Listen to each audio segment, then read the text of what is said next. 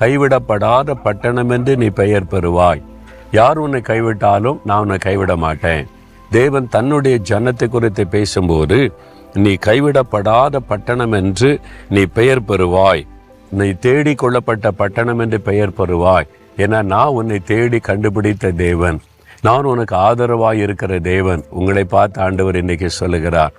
அப்போ நீங்க தேவனுக்கென்று வாழ உங்களை அர்ப்பணிக்கும் போது ஆண்டவர் சொல்லுகிறார், நீ என்னுடைய பட்டணம், நான் உன்னை பாதுகாப்பேன், நான் உன்னை தேடி கண்டுபிடித்திருக்கிறேன், அதனால நீ பெயர் பெறுவாய். இன்றைக்கு நிந்தை, நெருக்கம், தோல்விகள், அவமானங்கள், இழப்புகள் மத்தியில் இருந்தாலும் நான் உன்னை ஆசீர்வதித்து உன் பெயரை பெருமைப்படுத்தி பெயர் பெறும்படி செய்வேன் என்று ஆண்டவர் வாக்கு கொடுக்கிறார்.